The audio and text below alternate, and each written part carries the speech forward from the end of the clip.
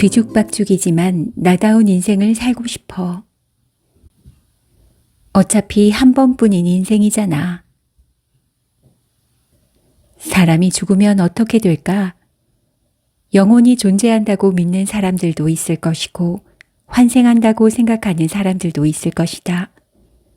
나는 영혼과 환상을 믿고 싶지만 그게 있든 없든 그것이 지금 내 인생의 연장선은 아니라고 생각한다. 죽으면 그것으로 나의 존재는 없어진다. 그리고 지금 이 순간에도 우리는 누구나 죽음으로 향하고 있다. 이런 생각이 들 때면 어차피 한 번뿐인 인생 하고 싶은 거 다 하면서 살고 싶다는 생각을 다시 또 꺼낸다. 최근 한 영상이 도전의 불씨를 더욱 지폈다. 그 주인공은 미국에 사는 17살 고등학생 해리슨이다. 지극히 평범한 어느 날 오후 카메라를 켜고 자신의 이야기를 담담하게 들려주는 것부터 시작된다. 완치된 줄만 알았던 암이 재발되어 말기암 판정을 받았다는 이야기를 했다. 그에게 이제 시간이 얼마 없었다. 그때 그가 선택한 건 침대에 누워 죽음을 기다리는 것이 아닌 8가지 버킷리스트를 하는 것이었다. 콘서트장에서 미친 듯 놀아보기, 미식축구 경기 직관하기, 하늘에서 뉴욕 내려다보기 등과 같이 사소한 일이었지만 그에게는 하나하나가 소중했다. 워터파크 가기를 끝으로 8개월간의 버킷리스트는 완성되었고 그는 쓰러져 응급실로 향했다. 자신의 병에 끌려다니지 않고 용감하게 자신의 인생을 선택한 그를 보며 많은 이들에게 어떤 삶을 살 것인지에 대한 깊은 울림을 주었다.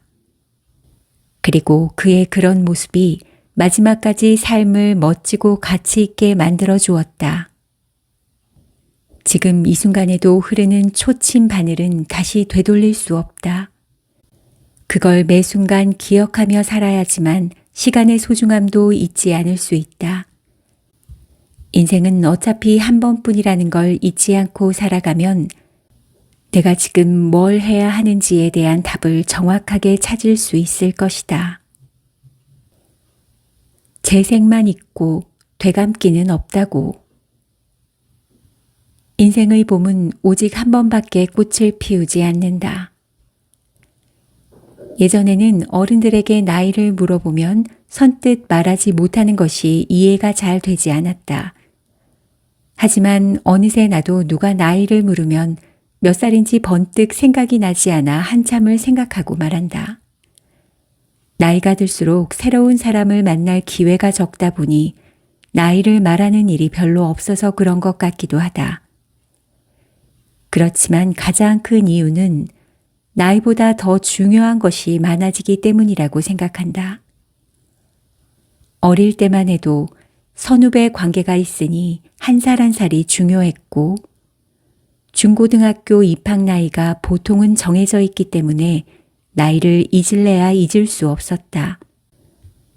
그렇지만 사회에 나오면서부터 나이보다 직급, 성과 등 더 중요한 것이 많아진다. 나이는 숫자에 불과한 시간이 온 것이다. 그럼에도 문득 내 나이를 인지하고 나이가 들어가는 것에 관해 생각할 때가 있다. 10대나 20대 때 많이 들었던 음악을 우연히 듣게 되면 어렸을 때의 기억이 떠오르면서 예전의 나와 지금의 내가 겹치는 순간이 그렇다. 그럴 때면 과거의 그 순간이 다시는 돌아오지 않는 시간이라는 걸 새삼 느끼게 되면서 나이 먹는다는 것이 조금은 서글프고 겁이 날 때가 있다. 왜 그런 마음이 드는지는 모르겠지만 그냥 그 순간 많은 생각이 머릿속을 스치며 지나간다.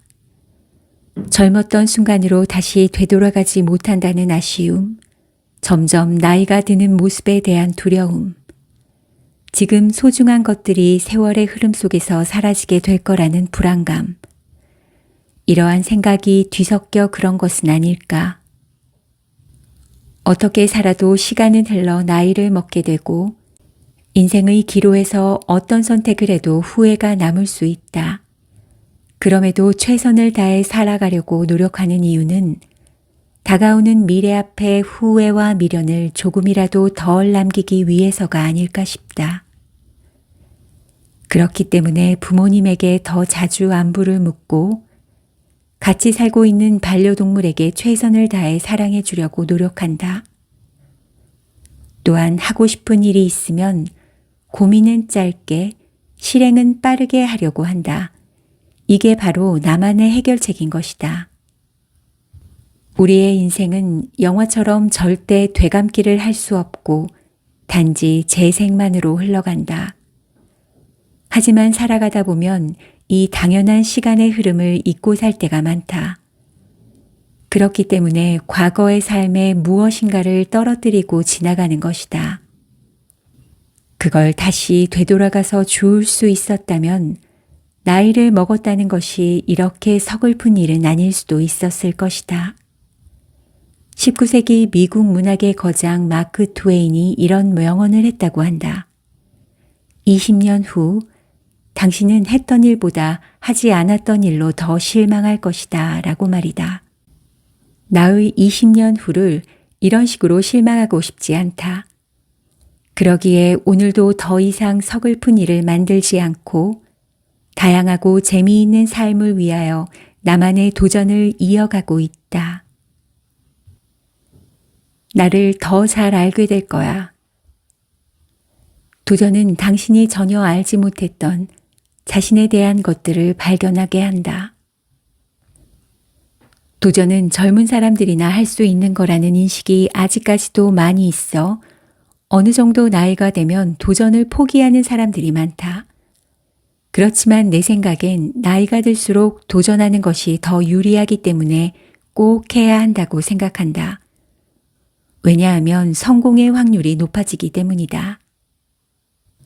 단순히 쉬운 도전들만 했기 때문에 그렇다 생각할 수 있겠지만 나는 이 이유를 시간이 갈수록 나에 대해 더 잘 알기 때문이라고 생각한다.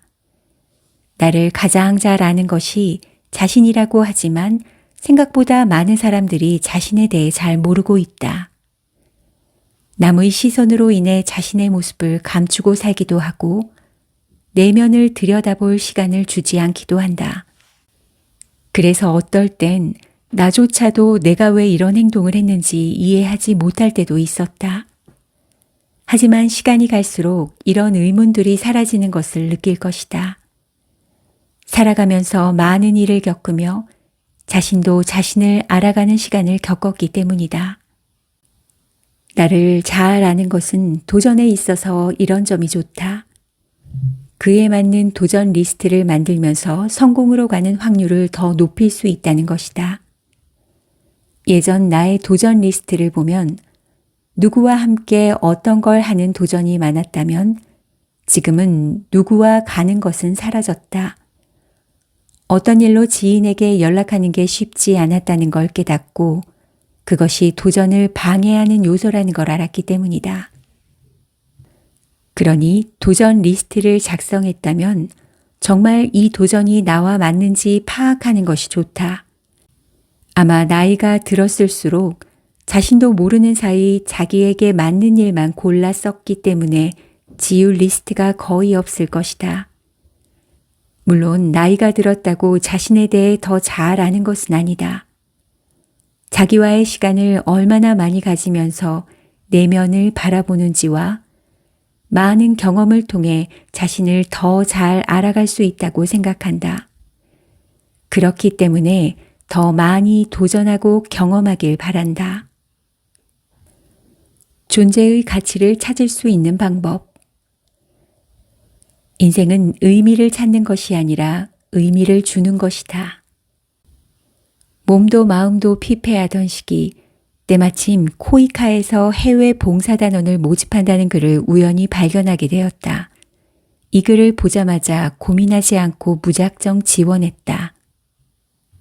합격을 하고 부모님께 말씀드리니 절대 안 된다며 반대하셨다. 그도 그럴 것이 그 당시 인도네시아는 테러가 많이 일어나는 곳이었는데 거기에서 무려 2년을 살아야 했기 때문이다. 아마 순순히 허락해 줄 부모는 없었을 것이다.